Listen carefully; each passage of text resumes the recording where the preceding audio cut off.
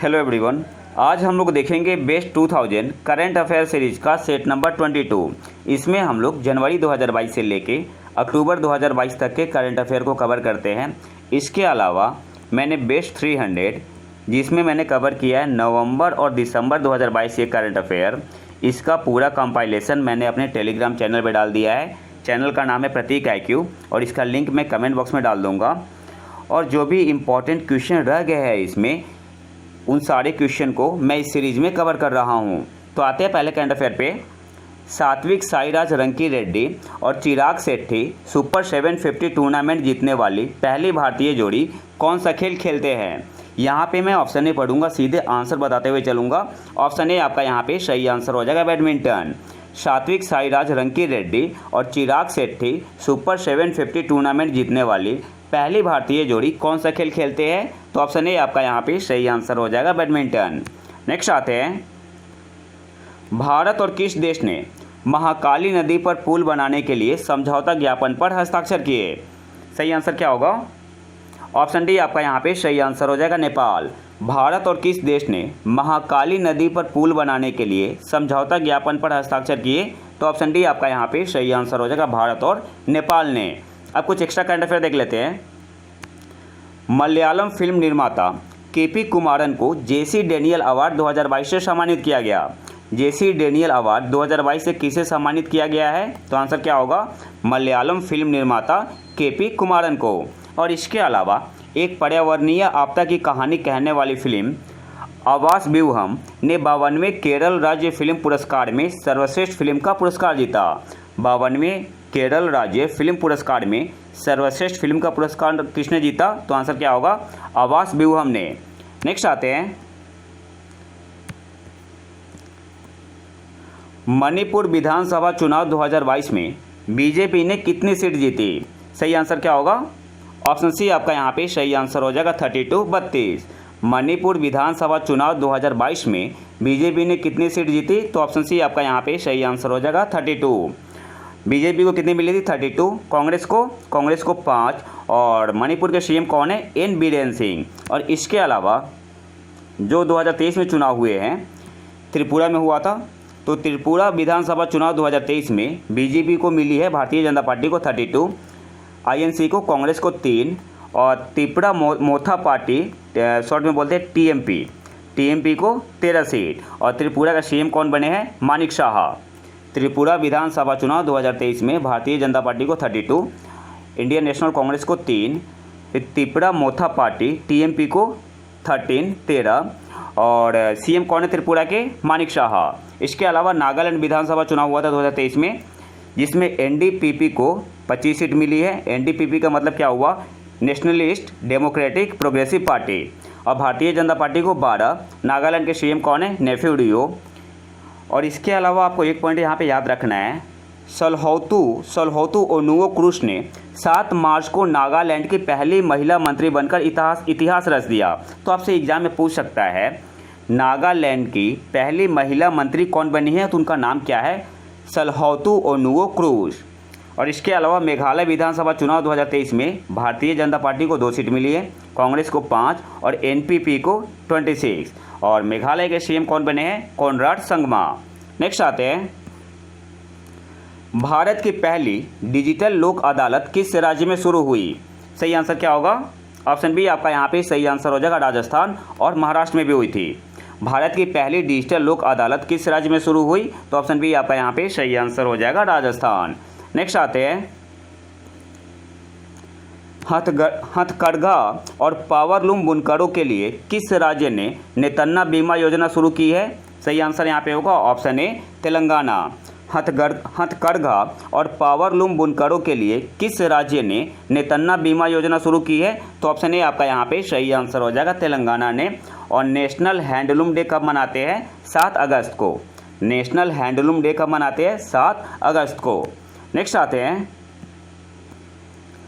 किस बैंक ने भारत का पहला फ्लोटिंग वित्तीय साक्षरता शिविर आयोजित किया है? तो सही आंसर यहाँ पे क्या होगा? ऑप्शन बी आपका यहाँ पे सही आंसर हो जाएगा, इंडिया पोस्ट पेमेंट्स बैंक ने।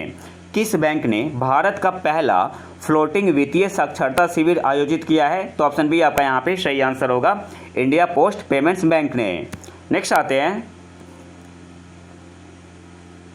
जॉर्जिया मेलोनी किस देश की पहली महिला प्रधानमंत्री चुनी गई? सही आंसर यहाँ पे क्या होगा? ऑप्शन ए आपका यहाँ पे सही आंसर हो जाएगा, इटली। जॉर्जिया मेलोनी किस देश की पहली महिला प्रधानमंत्री चुनी गई? तो ऑप्शन ए आपका यहाँ पे सही आंसर हो जाएगा, इटली। और इनकी पार्टी का नाम क्या है? Brothers of Italy. Giorgia Meloni की पार्टी का नाम क्या है? Brothers of Italy, brothers of Italy. और यह इटली की पहली महिला प्रधानमंत्री चुनी गई है। इसके अलावा Mohammed bin Salman elected as prime minister of Saudi Arabia. Saudi Arab के प्राइम मिनिस्टर कौन है? मोहम्मद बिन सलमान। और इसके अलावा और क्या याद रखना है? कुवैत के क्राउन प्रिंस ने शेख अहमद नवाफ अल सबा को प्रधानमंत्री के रूप में फिर से नियुक्त किया। तो कुवैत के प्रधानमंत्री कौन है? शेख अहमद नवाफ अल सबा। और सऊदी अरब के प्राइम मिनिस्टर कौन है? मोहम्मद बिन सलमान। नेक्स्ट आते हैं, जापान के पूर्व प्रधानमंत्री शिंजो आबे की स्थानीय व्यक्ति द्वारा हत्या कर दी गई। शिंजो आबे किस वर्ष भारत के गणतंत्र दिवस परेड में मुख्य अतिथि थे और उनकी पार्टी का नाम क्या है? सही आंसर यहाँ पे क्या होगा? ऑप्शन सी आपका यहाँ पे सही आंसर हो जाएगा, 2014। और उनकी पार्टी का नाम क्या है? उनकी पार्टी का नाम है लिबरल डेमोक्रेटिक पार्टी, शॉर्ट में बोलते हैं LDP। तो याद क्या रखना है आपको? शिंजो आबे को, जिनकी अभी हाल ही में हत्या कर दी गई थी, किस वर्ष भारत के गणतंत्र दिवस परेड में मुख्य अतिथि के रूप में बुलाया गया था? तो 2014 में। और इनकी पार्टी का नाम क्या है? Liberal democratic party. Option C आपका यहाँ पे सही आंसर होगा। अच्छा, आपके लिए एक होमवर्क है, आपको बताना है 2017 में गणतंत्र दिवस परेड में मुख्य अतिथि कौन थे। नेक्स्ट आते हैं, किस ब्लॉक ने आधिकारिक तौर पर ग्लोबल इंफ्रास्ट्रक्चर एंड इन्वेस्टमेंट के लिए साझेदारी शुरू की है, जो विकासशील देशों में बुनियादी ढांचा परियोजनाओं को निधि देने के लिए एक संयुक्त पहल है? सही आंसर यहाँ पे क्या होगा? ऑप्शन बी आपका यहाँ पे सही आंसर हो जाएगा, G7। और PGII का मतलब क्या हुआ? Partnership for global infrastructure and investment. किस ब्लॉक ने आधिकारिक तौर पर ग्लोबल इंफ्रास्ट्रक्चर एंड इन्वेस्टमेंट के लिए साझेदारी शुरू की है, जो विकासशील देशों में बुनियादी ढांचा परियोजनाओं को निधि देने के लिए एक संयुक्त पहल है? तो ऑप्शन बी आपका यहाँ पे सही आंसर होगा, G7। एक्चुअली क्या है, चाइना को काउंटर करना है। जो चाइना का इनिशिएटिव है, चाइना का जो इनिशिएटिव है कौन सा? One belt and one road initiative, उसको क्या करना है? काउंटर करना है। नेक्स्ट आते हैं, यून सुक योल को किस देश के नए राष्ट्रपति के रूप में चुना गया है? सही आंसर क्या होगा? ऑप्शन ए आपका यहाँ पे सही आंसर हो जाएगा, दक्षिण कोरिया। यून सुक योल को किस देश के नए राष्ट्रपति के रूप में चुना गया है? तो ऑप्शन ए आपका यहाँ पे सही आंसर हो जाएगा, दक्षिण कोरिया। और इनकी पार्टी का नाम क्या है? People power party. जो यून सुक योल है, जिन्हें दक्षिण कोरिया के नए राष्ट्रपति के रूप में चुना गया है, इनकी पार्टी का नाम है पीपुल पावर पार्टी। और इसके अलावा एंथोनी अल्बनीज ऑस्ट्रेलिया के 31वें प्रधानमंत्री के रूप में चुने गए हैं और इनकी पार्टी का नाम है ऑस्ट्रेलियाई labour party. Anthony Albanese Australia के 31वें, तो की पॉइंट याद रखना है, 31वें प्रधानमंत्री के रूप में चुने गए और इनकी पार्टी का नाम है ऑस्ट्रेलियाई लेबर पार्टी। इसके अलावा शहबाज शरीफ पाकिस्तान के 23वें प्रधानमंत्री बने हैं और इनकी पार्टी का नाम है पाकिस्तान मुस्लिम लीग, और यहाँ पे एन का मतलब हुआ नवाज शरीफ। और इसके अलावा टी राजा फाइनेंशियल एक्शन टास्क फोर्स के अध्यक्ष के रूप में नियुक्त होने वाले पहले सिंगापुरी बने। गैब्रियल बोरिक चिली के सबसे कम उम्र के राष्ट्रपति बने हैं। तो आपको याद क्या क्या रखना है यहाँ पे? यून सुक योल किस देश के नए राष्ट्रपति बने हैं? दक्षिण कोरिया के। इनकी पार्टी का नाम है पीपुल पावर पार्टी। इसके अलावा एंथोनी अल्बनीज ऑस्ट्रेलिया के 31वें प्रधानमंत्री के रूप में चुने गए, इनकी पार्टी का नाम है ऑस्ट्रेलियाई लेबर पार्टी। शहबाज शरीफ पाकिस्तान के 23वें प्रधानमंत्री बने हैं और इनकी पार्टी का नाम है पाकिस्तान मुस्लिम लीग। और टी राजा फाइनेंशियल एक्शन टास्क फोर्स के अध्यक्ष के रूप में नियुक्त होने वाले पहले सिंगापुरी बने। और चिली के सबसे कम उम्र के राष्ट्रपति कौन बने हैं? Gabriel boric. नेक्स्ट आते हैं, सरदार बर्दी मोहामेदोव ने तुर्कमेनिस्तान के नए राष्ट्रपति के रूप में शपथ ली। तो तुर्कमेनिस्तान के नए राष्ट्रपति कौन बने हैं, अजीब सा नाम है, सरदार बर्दिमुहामेदोव, ठीक है। और हंगरी ने देश की पहली महिला राष्ट्रपति के रूप में कैटलिन नोवाक का चुनाव किया। तो हंगरी की पहली महिला राष्ट्रपति कौन बनी है, कैटलिन नोवाक। नेक्स्ट आते हैं, खीबर सेकंड किस देश की मध्यम दूरी की बैलिस्टिक मिसाइल है। सही आंसर क्या होगा, ऑप्शन डी आपका यहाँ पे सही आंसर हो जाएगा, ईरान। खीबर सेकंड किस देश की मध्यम दूरी की बैलिस्टिक मिसाइल है, तो आंसर क्या होगा, ईरान। नेक्स्ट आते हैं, 2022 में किन दो देशों ने ब्रिक्स में शामिल होने के लिए आवेदन किया। तो ऑप्शन सी आपका यहाँ पे सही आंसर हो जाएगा, ईरान और अर्जेंटीना। और ईरान एससीओ में भी शामिल होने वाला है। नेक्स्ट आते हैं, G7 समिट 2022 की मेजबानी जर्मनी ने किस स्लोगन के साथ की। सही आंसर क्या होगा, ऑप्शन ए आपका यहाँ पे सही आंसर हो जाएगा, progress towards an equitable world. G7 summit 2022 की मेजबानी जर्मनी ने किस स्लोगन के साथ की। तो ऑप्शन ए आपका यहाँ पे सही आंसर होगा, progress towards an equitable world. और यहाँ से आपको और एक पॉइंट याद रखना है, B3W किसकी पहल है, G7 की। और B3 का मतलब यहाँ पे क्या हुआ, बिल्ड बैक बेटर। B3W किसकी संयुक्त पहल है, किसकी पहल है, तो G7 की पहल है। और B3 का मतलब क्या हुआ, बिल्ड बैक बेटर। और W का मतलब हुआ यहाँ पे वर्ल्ड। अब कुछ इंपॉर्टेंट पॉइंट देख लेते हैं। G7 में कौन कौन सी कंट्री है, तो एक तो आपका Canada, UK, Germany, Italy, USA, France और जापान। और इसके अलावा यूरोपियन यूनियन है। नेक्स्ट आते हैं, जर्मन प्रेसिडेंसी ने G7 शिखर सम्मेलन में अर्जेंटीना, भारत, इंडोनेशिया, सेनेगल और दक्षिण अफ्रीका को आमंत्रित किया था। आपसे एग्जाम में पूछ सकता है, जो G7 समिट हुआ जर्मनी में 2022 में, किस देश को आमंत्रित किया गया था जो कि G7 का हिस्सा नहीं है। तो अर्जेंटीना को, भारत को, इंडोनेशिया को, सेनेगल को और दक्षिण अफ्रीका को। और जितने भी G7 कंट्री है और भारत G20 का हिस्सा है। नेक्स्ट आते हैं, 5वां बिम्स्टेक शिखर सम्मेलन 2022 किस देश द्वारा आयोजित किया गया। सही आंसर क्या होगा, ऑप्शन बी आपका यहाँ पे सही आंसर हो जाएगा, श्रीलंका के द्वारा। 5वां बिम्स्टेक शिखर सम्मेलन 2022 किस देश द्वारा आयोजित किया गया। तो ऑप्शन बी आपका यहाँ पे सही आंसर हो जाएगा, श्रीलंका। नेक्स्ट आते हैं, अच्छा इसकी थीम क्या थी, जो 5वां बिम्स्टेक शिखर सम्मेलन हुआ 2022 में, कहाँ पे, श्रीलंका में। इसकी थीम थी BIMSTEC towards a resilient region, prosperous economic, healthy people. BIMSTEC में टोटल मेंबर कंट्री है 7, India, Nepal, Bhutan, Bangladesh, Myanmar, Thailand और श्रीलंका। बिम्स्टेक में 7 मेंबर कंट्री है, India, Nepal, Bhutan, Bangladesh, Myanmar, Thailand और श्रीलंका। और ये फॉर्म कब हुआ था, 1997 में। नेक्स्ट आते हैं,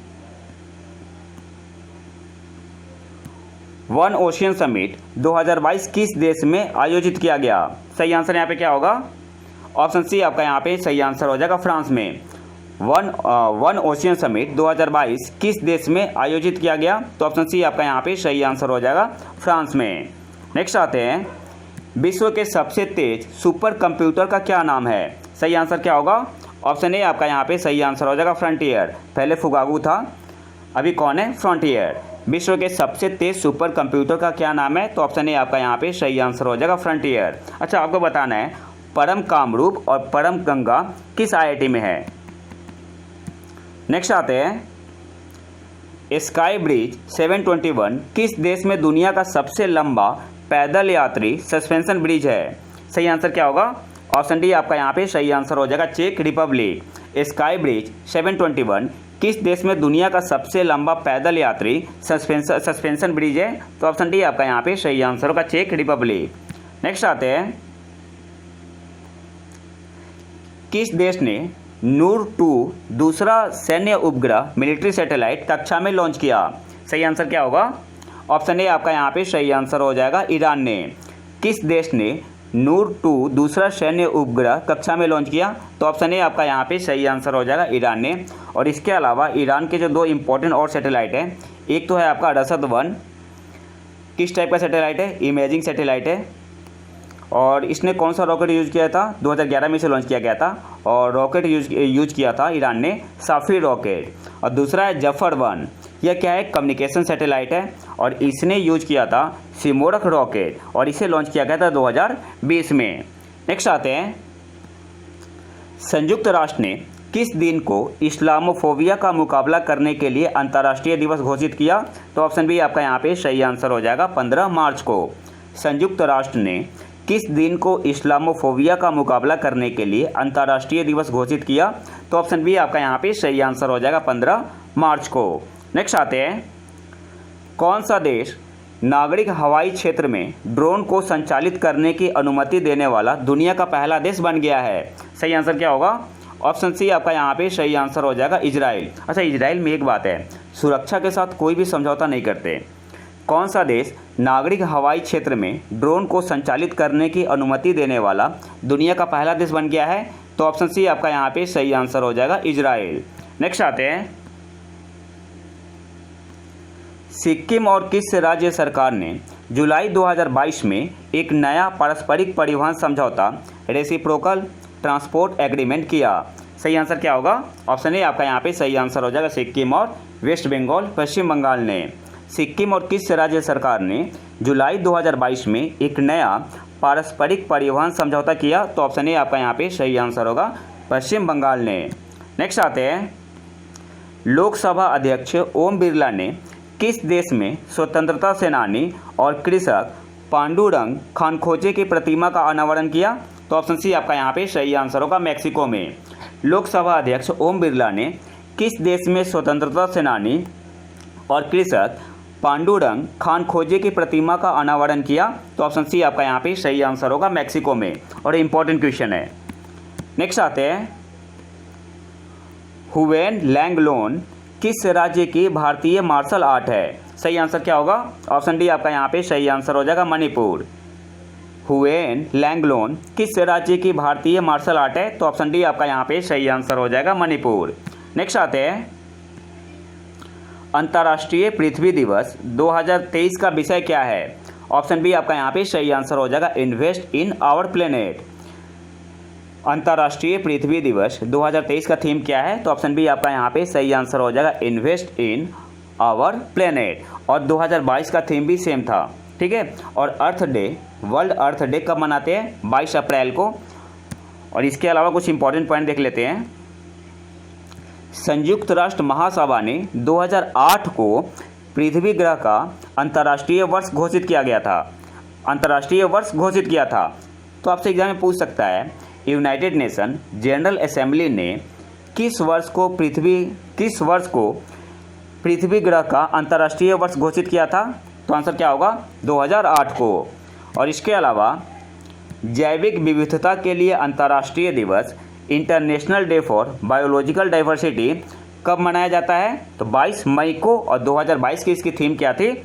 building A shared future for all life. International day for biological diversity कब मनाते हैं? 22 मई को। और 2022 की इसकी थीम थी building A shared future for all life. Next आते हैं, चिकित्सा प्रयोजनों के लिए marijuana को वैध बनाने वाला पहला एशियाई देश कौन सा है? सही आंसर क्या होगा? ऑप्शन ए आपका यहाँ पे सही आंसर होगा थाईलैंड। चिकित्सा प्रयोजनों के लिए marijuana को वैध बनाने वाला पहला एशियाई देश कौन है? तो ऑप्शन ए आपका यहाँ पे सही आंसर हो जाएगा थाईलैंड। नेक्स्ट आते हैं, विश्व पर्यावरण दिवस किस दिन मनाया जाता है? तो ऑप्शन बी आपका यहाँ पे सही आंसर हो जाएगा 5 जून को। विश्व पर्यावरण दिवस, वर्ल्ड इन्वायरमेंट डे कब मनाते हैं? 5 जून को। और 2022 की इसकी कैंपेनिंग थीम क्या थी? Only one earth with the focus on living sustainability in harmony with nature. World environment day कब मनाते हैं? 5 जून को। और 2022 की इसकी कैंपेनिंग थीम थी आपका ओनली वन अर्थ, और फोकस किस पे था? On living sustainability in harmony with nature. और वर्ल्ड इन्वायरमेंट डे 2022 को किस देश के द्वारा होस्ट किया गया था? स्वीडन के द्वारा। इंपॉर्टेंट है, याद रखना है आपको। जो विश्व पर्यावरण दिवस है 2022 में किस देश के द्वारा होस्ट किया गया था? तो स्वीडन के द्वारा। और इसके अलावा आपको याद रखना है, वर्ल्ड ओशियन डे कब मनाते हैं? तो 8 जून को। और 2022 की इसकी थीम क्या थी? Revitalization collective action for the ocean. World ocean day कब मनाते हैं? 8 जून को। और 2022 की इसकी थीम थी revitalization collective action for the ocean. Next आते हैं पर्यावरण प्रदर्शन सूचकांक इन्वायरमेंटल परफॉर्मेंस इंडेक्स 2022 में भारत का रैंक क्या है? तो भारत सबसे नीचे था। ऑप्शन सी आपका यहाँ पे सही आंसर हो जाएगा 180। पर्यावरण प्रदर्शन सूचकांक 2022 में भारत का रैंक क्या है? तो ऑप्शन सी आपका यहाँ पे सही आंसर हो जाएगा 180। और टॉप पे कौन है? तो सर पहले पोजीशन पे था डेनमार्क, टॉप पे, दूसरे पे यूके, तीसरे नंबर पे फिनलैंड, चौथे पे माल्टा और पाँचवें पे स्वीडन। और कुछ इंपॉर्टेंट पॉइंट देख लेते हैं। ये जो EPI है, इन्वायरमेंटल परफॉर्मेंस इंडेक्स बाइएनियल इंडेक्स है। इसका मतलब क्या हुआ? इसको हर एक 2 साल पे पब्लिश किया जाता है और ये स्टार्ट हुआ था 2002 में। तो याद क्या रखना है, जो EPI है इन्वायरमेंटल परफॉर्मेंस इंडेक्स, ये क्या है? बाइएनियल इंडेक्स है। इसका मतलब हुआ हर एक 2 साल पे इसे पब्लिश किया जाता है और ये स्टार्ट हुआ था 2002 में। और इसको मेजर किया जाता है by LA and Colombia university के द्वारा। और भारत का स्कोर क्या है? स्कोर भी पूछ सकते हैं एग्जाम में। जो EPI 2022 आया था रिपोर्ट, इसमें इंडिया का स्कोर है 18.90, 18.90। और इसके अलावा आपको और क्या याद रखना है? Climate change performance index 2023 release हुआ है। इसमें भारत का स्थान कौन सा है? 8वां पोजीशन है और 2 पोजीशन अप हुआ है। लास्ट जो एडिशन आया था उससे 2 पोजीशन अप हुआ है। तो आपको याद क्या रखना है?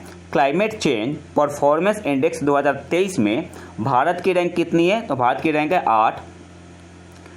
और इसमें जो climate change performance index 2023 report launch हुआ है, रिलीज हुआ है, इसमें 1 पे कोई नहीं है, सेकंड पोजीशन पे कोई नहीं है, थर्ड पे कोई नहीं है। चौथे पे है डेनमार्क चौथे पे है, स्वीडन 5वें पे है, चिली 6ठे पोजीशन पे है और 7वें पे है मोरक्को। तो याद क्या रखना है? भारत का स्थान कितना है? 8वां। पहले, दूसरे, तीसरे पे कोई नहीं है। चौथे पे है डेनमार्क, 5वें पे है स्वीडन, 6ठे पे है चिली और 7वें पे है मोरक्को। और एक पॉइंट और याद रखना है आपको, यहाँ एक पॉइंट और याद रखना है। जो भारत का रैंक है बेस्ट है among the G20 country. G20 में जितनी भी कंट्री है ना, उनमें सबसे अच्छा रैंक भारत का ही है। कौन सा है? 8वें पोजीशन पे। इसके अलावा यूके का रैंक है इसमें 11, जर्मनी 16 नंबर पे है। तो G20 कंट्री में सबसे बढ़िया रैंक कौन से देश का है? भारत का है। नेक्स्ट आते हैं, कौन सा राज्य औद्योगिक भांग उगाने वाला पहला राज्य बन गया है? सही आंसर क्या होगा? ऑप्शन डी आपका यहाँ पे सही आंसर हो जाएगा, उत्तराखंड। कौन सा राज्य औद्योगिक भांग उगाने वाला पहला राज्य बन गया है? तो ऑप्शन डी आपका यहाँ पे सही आंसर हो जाएगा, उत्तराखंड। नेक्स्ट आते हैं, पर्यावरण के संबंध में PWV का क्या अर्थ है? सही आंसर क्या होगा? सही आंसर यहाँ पे क्या होगा? परसिपिटेबल वाटर वेपर। ऑप्शन ए आपका यहाँ पे सही आंसर होगा। पर्यावरण के संबंध में PWV का क्या अर्थ है? तो सही आंसर यहाँ पे होगा option A, precipitable water vapour. Next आते हैं, ट्रांसजेंडर समुदाय और भिखारियों के कल्याण के लिए किस मंत्रालय ने स्माइल योजना शुरू की? सही आंसर क्या होगा? ऑप्शन बी आपका यहाँ पे सही आंसर हो जाएगा, सामाजिक न्याय और अधिकारिता मंत्रालय ने ट्रांसजेंडर समुदाय और भिखारियों के कल्याण के लिए किस मंत्रालय ने स्माइल योजना शुरू की? तो ऑप्शन बी आपका यहाँ पे सही आंसर हो जाएगा, सामाजिक न्याय और अधिकारिता मंत्रालय ने। और स्माइल का मतलब क्या हुआ? Support for marginalised individual for livelihood and enterprise. Next आते हैं, राष्ट्रीय कैडेट कोर NCC और किस संस्था ने प्लास्टिक प्रदूषण के मुद्दे से निपटने और पुनीत सागर अभियान और tide turner plastic challenge program के माध्यम से स्वच्छ जल निकायों के सार्वभौमिक लक्ष्य को प्राप्त करने के लिए एक समझौता ज्ञापन पर हस्ताक्षर किए? सही आंसर यहाँ पे क्या होगा? ऑप्शन सी आपका यहाँ पे सही आंसर हो जाएगा, UNEP। NCC और किस संस्था ने प्लास्टिक प्रदूषण के मुद्दे से निपटने और पुनीत सागर अभियान और tide turner plastic challenge program के माध्यम से स्वच्छ जल निकायों के सार्वभौमिक लक्ष्य को प्राप्त करने के लिए एक समझौता ज्ञापन पर हस्ताक्षर किए? तो आंसर क्या होगा? ऑप्शन सी, UNEP ने। नेक्स्ट आते हैं, अच्छा एक पॉइंट यहाँ से और याद रखो, आपसे एग्जाम में पूछ सकता है पुनीत सागर अभियान किसका है? तो एनसीसी का।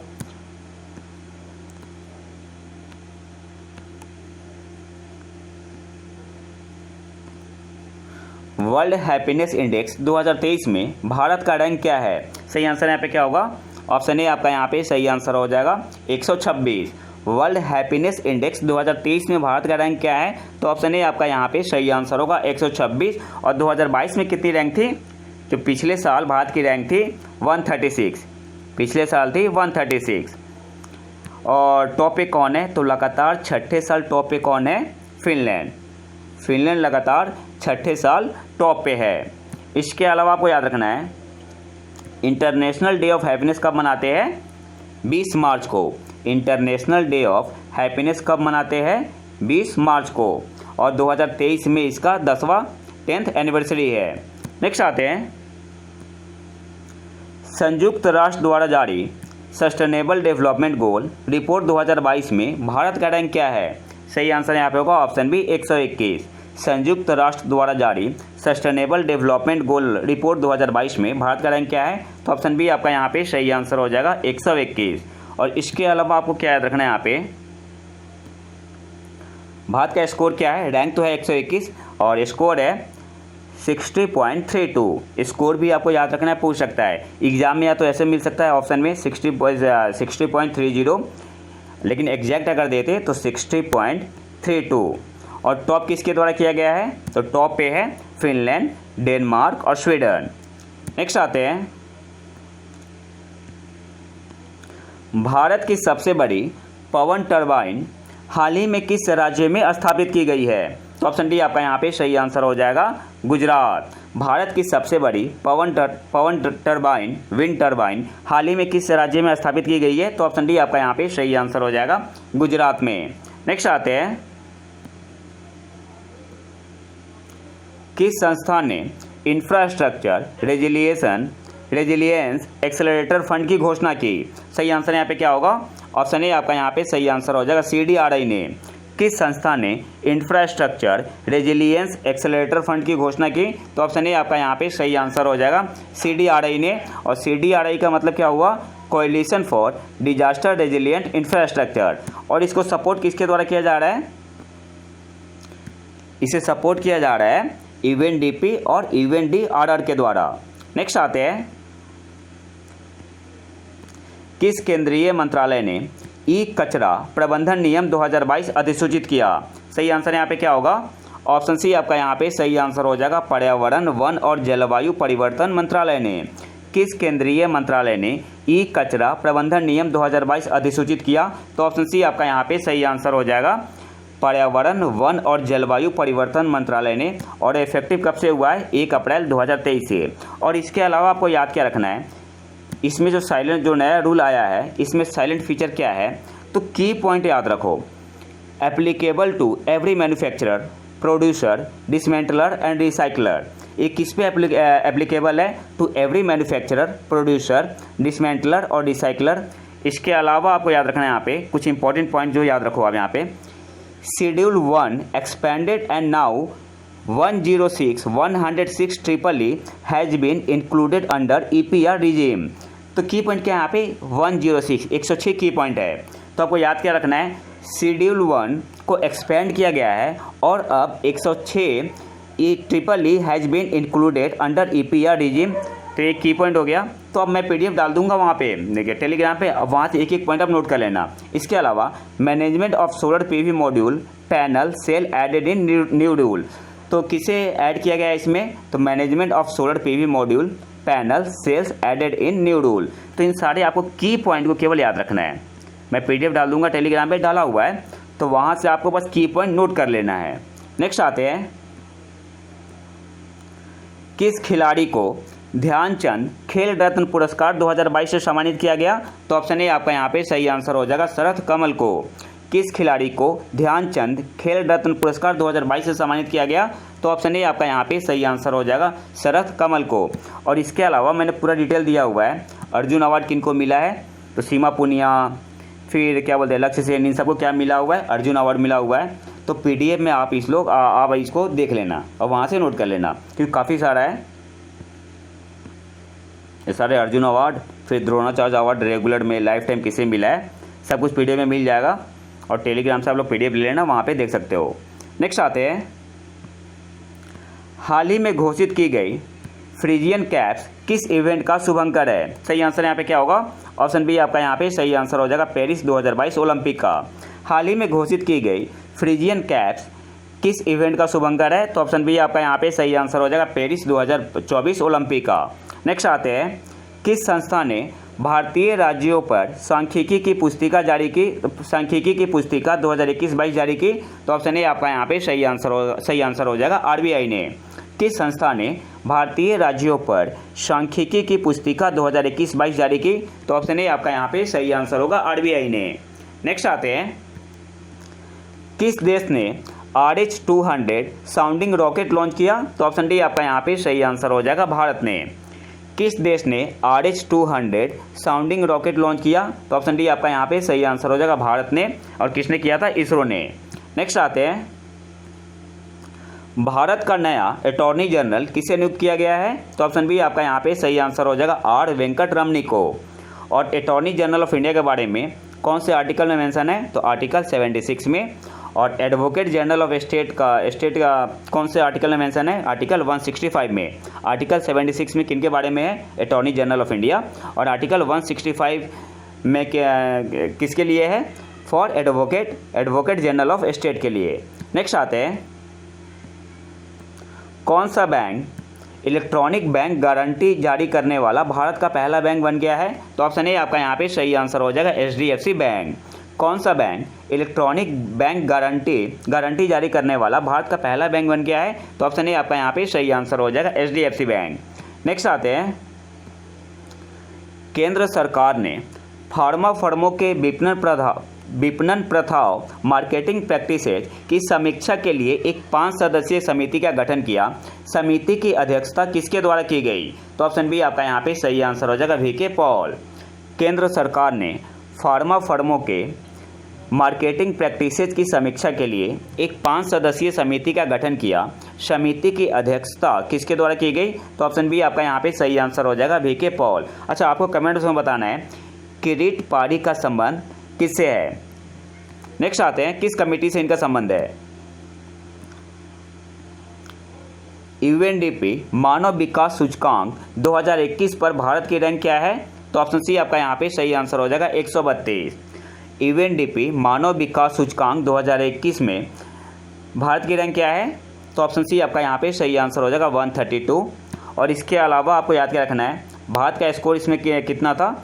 0.633। 0 से 1 के बीच में अपन स्कोर देते हैं, तो इंडिया का स्कोर है 0.633। तो आपको याद क्या रखना है, UNDP मानव विकास सूचकांक 2021 में भारत की रैंक है 132 और स्कोर कितना है? भारत का स्कोर है 0.633। नेक्स्ट आते हैं, भारत का पहला बायो विलेज जैविक गांव किस राज्य में स्थापित किया गया है? तो ऑप्शन ए आपका यहाँ पे सही आंसर हो जाएगा, त्रिपुरा। और गांव का नाम क्या है? दसपारा। भारत का पहला बायो विलेज किस राज्य में स्थापित किया गया है? तो ऑप्शन ए आपका यहाँ पे सही आंसर होगा, त्रिपुरा में। और गांव का नाम है दसपारा विलेज। नेक्स्ट आते हैं, कौन सा राज्य आदिवासी समुदायों पर एक इंसाइक्लोपीडिया शुरू करने वाला भारत का पहला राज्य बन गया है? तो ऑप्शन बी आपका यहाँ पे सही आंसर हो जाएगा, उड़ीसा।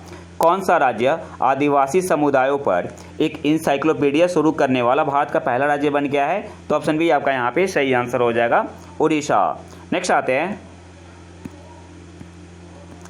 रक्षा मंत्री श्री राजनाथ सिंह ने स्वदेशी रूप से विकसित नई पीढ़ी की एंटी पर्सनल माइन भारतीय सेना को सौंपी। माइन का नाम क्या है? सही आंसर क्या होगा? ऑप्शन डी आपका यहाँ पे सही आंसर हो जाएगा, निपुण। रक्षा मंत्री श्री राजनाथ सिंह ने स्वदेशी रूप से विकसित नई पीढ़ी की एंटी पर्सनल माइन भारतीय सेना को सौंपी। माइन का नाम क्या है? तो ऑप्शन डी आपका यहाँ पे सही आंसर हो जाएगा, निपुण। और इसके अलावा आपको याद क्या रखना है, निपुण क्या है? देखो की पॉइंट याद रखो, निपुण क्या है? New generation anti personal mine है। और इसके अलावा आपको याद रखना है एफ इंसास क्या है? तो एफ इंसास क्या है? Future infantry soldier as a system. F INSAS क्या है? Future infantry soldier as a system. आप यहाँ पिक्चर में देख सकते हो, क्लियर हो जाएगा। ये जो पीक है क्या है? एफ इंसास है, मतलब एक तरीके से कवच है भारतीय सेना के लिए। और इसे डेवलप किसने किया है? डीआरडीओ ने। एफ इंसास को डेवलप किसने किया है? डीआरडीओ ने। और ये काफ़ी टेक्नोलॉजी से जुड़ा हुआ है। और इसके अलावा आप यहाँ पिक्चर में देख सकते हो, यह है निपुण, ये आपका निपुण। एसबीआई ने किस शहर में स्टार्टअप का समर्थन करने के लिए अपनी पहली समर्पित शाखा शुरू की? तो ऑप्शन ए आपका यहाँ पे सही आंसर हो जाएगा, बेंगलुरु। एसबीआई ने किस शहर में स्टार्टअप का समर्थन करने के लिए अपनी पहली समर्पित शाखा शुरू की? तो ऑप्शन ए आपका यहाँ पे सही आंसर हो जाएगा, बेंगलुरु में। नेक्स्ट आते हैं, किस संस्था ने एक रिपोर्ट जारी की जिसका शीर्षक ए proposal for digital banks in India licensing and regulatory regime है? तो ऑप्शन सी आपका यहाँ पे सही आंसर हो जाएगा, नीति आयोग ने। किस संस्था ने एक रिपोर्ट जारी की जिसका शीर्षक ए proposal for digital banks in India licensing and regulatory regime है? तो ऑप्शन सी आपका यहाँ पे सही आंसर हो जाएगा, नीति आयोग। और आज के आखिरी करंट अफेयर पे आते हैं, किस देश ने एक नई कृत्रिम प्रकाश संचयन प्रणाली आर्टिफिशियल लाइट हार्वेस्टिंग सिस्टम विकसित की है? तो ऑप्शन बी आपका यहाँ पे सही आंसर हो जाएगा, भारत ने। किस देश ने एक नई आर्टिफिशियल लाइट हार्वेस्टिंग सिस्टम विकसित की है? तो ऑप्शन बी आपका यहाँ पे सही आंसर हो जाएगा, भारत ने। और किसने किया है, कहाँ के रिसर्चर ने? तो IISER तिरुवनंतपुरम और IIT इंदौर ने मिलकर किया है। तो ये तो था हमारा आज का लेक्चर। अगर आपको इसका PDF चाहिए तो आप हमारे टेलीग्राम चैनल प्रतीक IQ को ज्वाइन कर सकते हैं। और अगर वीडियो पसंद आए तो वीडियो को लाइक ज़रूर करें और ज़्यादा से ज़्यादा शेयर करें। मिलते हैं नए वीडियो में नए टॉपिक के साथ, तब तक के लिए नमस्कार, जय हिंद।